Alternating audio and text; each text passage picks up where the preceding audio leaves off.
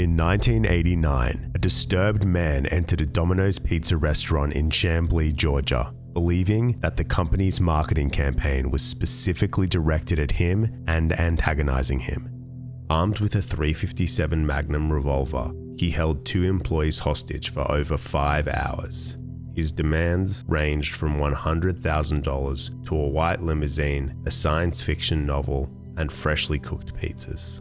All because he believed that an animated Domino's mascot had stolen his name. In 1960, brothers Tom and James Monahan borrowed $900 to purchase a failing pizza shop in Ypsilanti, Michigan, called Dominique's. After a year of struggling to find success, James called it quits to become a postman and sold his share of the shop to his brother for a used Volkswagen Beetle. Tom stuck it out, made some menu changes, and eventually the pizzas became popular with the students of the nearby Eastern Michigan University. Tom wanted to expand his business, but because he couldn't use the name Dominique's, he changed it to Domino's. By 1983, Domino's had opened its 1,000th store in the United States and its first international stores in Canada and Australia. Domino's had a lot of competition in the 80s, as pizza became popular with almost every demographic. Teenagers would grab a pizza at the mall, while households with 2 working parents would pick up pizza as a quick and easy dinner for the family. It was delicious, cheap, and convenient. Pizza Hut dominated the market, but Domino's and other smaller shops fought hard to make their presence known in what was referred to as the Pizza Wars.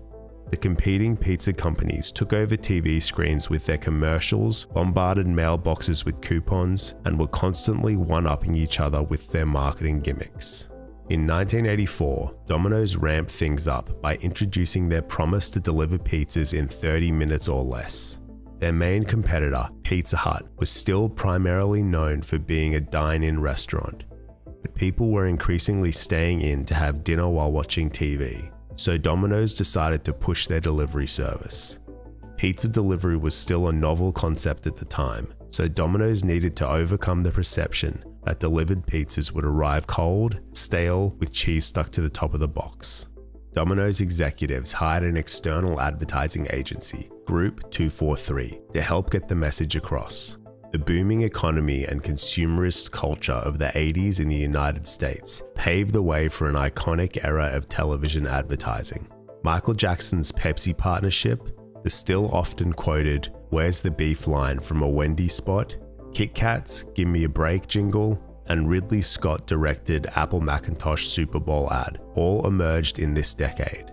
Group 243 wanted to create a memorable villain character whose mission was to stop Domino's drivers from delivering hot, fresh pizzas on time. The agency hired Will Vinton, a filmmaker who pioneered the claymation technique. He had won an Academy Award in 1975 for his animated short film Closed Mondays, and became in demand in Hollywood and in the advertising industry. In 1986, he created the claymation California Raisins characters for the California Raisin Advisory Board. The singing raisins became so popular that collectible figurines were released and landed Marvin Gaye's "I Heard It Through the Grapevine" back on the Billboard charts. Domino's wanted the same level of success for their character, and so, in 1986, the Noid was born. The Noid was a strange, devious, gremlin-like creature who wore a red bodysuit with rabbit ears. He spoke gibberish and bounced around, attempting to ruin and delay pizzas by smashing or freezing them, or some other method of interception. He got his name because Domino's staff nicknamed themselves Dominoids, and it also played on the word annoyed. The Noid was an instant hit. For some bizarre reason, the public loved him. Domino's ran several different TV commercials starring the Noid throughout the 80s. In one commercial, the Noid uses a freeze ray to freeze unbranded pizza boxes, but is unable to freeze a Domino's pizza. In another one, the Domino's box is able to withstand the Noid's pizza crushing machines. The Noid also remotely controlled the weather to stop Domino's drivers from safely delivering a pizza, and gets enraged when he is thwarted. The commercials all followed a similar structure to highlight the quality of Domino's delivery service, and featured the tagline, "Avoid the Noid." According to Tim McIntyre, the then communications head at Domino's, they were inundated with mail and phone calls about the new character. Customers were asking for Noid merchandise. Eventually, t-shirts, collectible figurines, and plushies were released. In 1988, the Noid had a cameo in Michael Jackson's Moonwalker film, which featured other claymation by Will Vinton. A Saturday morning cartoon series, The Noids, was planned by CBS Network, but was scrapped due to criticism and concerns about it being an advertisement masked as a show targeted to children. In 1989, Domino's released a computer game titled Avoid the Noid. The objective was to navigate an apartment building to safely deliver pizzas while avoiding the Noid's attacks and creepy phone calls.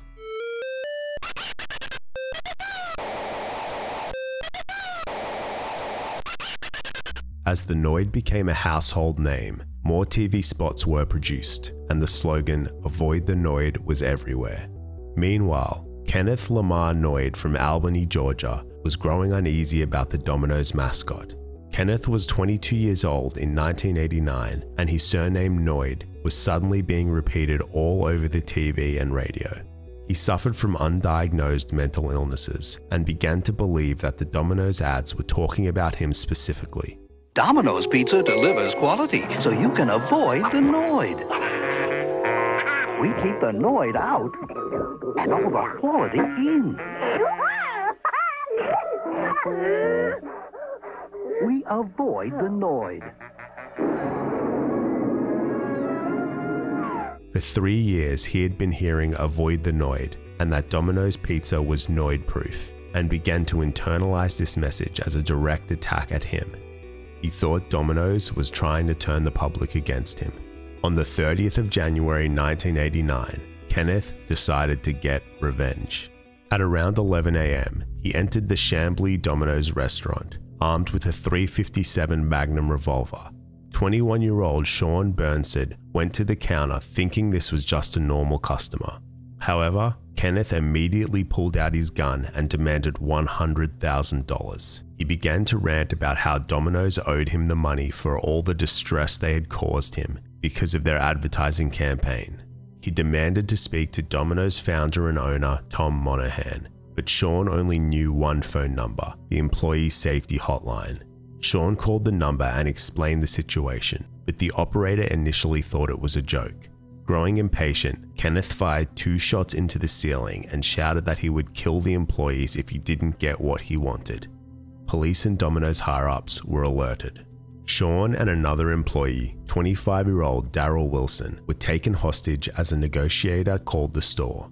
Kenneth wanted $100,000 and a private plane to take him to Mexico. Tom Monahan had been made aware of what was going on and was willing to give up his personal private plane in order to free the hostages. Police had now surrounded the store, but it was a highly volatile situation as Kenneth was clearly unstable and distressed. Back at the Domino's corporate offices, employees could only helplessly wait for updates as hours passed. Later, Kenneth changed his mind and demanded a white limousine as his getaway transportation. He then also offered to release a hostage in exchange for a copy of the novel The Widow's Son by Robert Anton Wilson, but reneged on his offer when a police officer brought him the book. Sean attempted to calm Kenneth down by sympathizing with him and taking his side. At one point, Kenneth even asked Sean to make him a pizza, but instructed him not to slice it, fearing that the pizza cutter could be used as a weapon. As Kenneth ate his pizza, the 2 hostages were able to sneak away and escape unharmed. Kenneth surrendered to the police a few minutes later. Kenneth Noid was charged with kidnapping, aggravated assault, extortion, and possession of a firearm during a crime. In August 1989, Kenneth was found not guilty by reason of insanity. Kenneth was described by a psychiatrist as, quote, acutely psychotic, and was reported to have paranoid schizophrenia. Police Chief Reed Miller described him as, quote, irrational and paranoid, and revealed that Kenneth had an existing criminal record, mostly for domestic disputes. According to the police chief, Kenneth also had delusions about Domino's founder Tom Monahan, snooping around his apartment, and was convinced that Avoid the Noid was aimed at him. Newspapers at the time reported on the incident rather insensitively. with headlines such as "Assault Suspect Annoyed Over Use of Name in Pizza Ads" and "Domino's hostages couldn't avoid the Noid this time." Kenneth was sent to Georgia Mental Health Institute, where he had already spent 3 months before his trial. It is unknown how long Kenneth remained at the mental health facility. Domino's was not held responsible for the incident, nor did they ever acknowledge it. Domino's continued to use the Noid in commercials for a few more years after the hostage incident. In 1990, another video game titled Yo Noid was released by Capcom for the Nintendo Entertainment System. This time, the Noid was the protagonist trying to defeat an evil green version of himself, causing havoc in New York City. On the 23rd of February 1995, Kenneth Noid took his own life at the age of 28. As stated in his obituary, he was survived by his wife Elizabeth and 2 daughters, as well as his parents, 3 brothers, and a sister. Kenneth's death is often cited as the reason why Domino's discontinued the Noid. However, according to the company, the campaign ended in 1991, 4 years before Kenneth's death. The Noid remained defunct for nearly 20 years, but was brought back during the 2009 holiday season when 1,000 limited edition Noid t-shirts were released to raise money for St. Jude Children's Research Hospital. The Noid was dragged out of retirement once again in 2011 in the form of a Facebook arcade game called the Noid Super Pizza Shootout. You heard that right. Domino's released a shootout game after a real shootout actually happened in one of their restaurants. In 2016, the Domino's pinball machine that featured the Noid was created to support the company's charitable foundation. That same year, the Noid appeared as a live-action mascot in the TV commercials for Domino's Pizza Payback campaign. The Noid's original popularity is also apparent in the number of times he's been referred to in pop culture in general. He has made appearances in 2 episodes of Family Guy, 3 episodes of The Simpsons, and was referred to in 2 episodes of 30 Rock. Avoid the Noid. In 2017, a fan-made sequel to the Yo Noid computer game was released for free by indie developer Dustin Bragg. In 2021, more Noid collectibles appeared in the form of unofficial NFTs on Rarible.com. Domino's released a statement urging customers not to purchase them. In April 2021, the Noid officially returned to the Domino's marketing universe, playing the villain again in TV commercials. Domino's was promoting its latest delivery innovation, the Neuro, a completely driverless autonomous delivery robot, and a now CGI Noid was back to stop this futuristic vehicle as per his original MO. The Noid also returned to video games in a collaboration with the Crash Bandicoot mobile game. The Chambly hostage incident actually wasn't the only tragedy that tarnished the Domino's brand.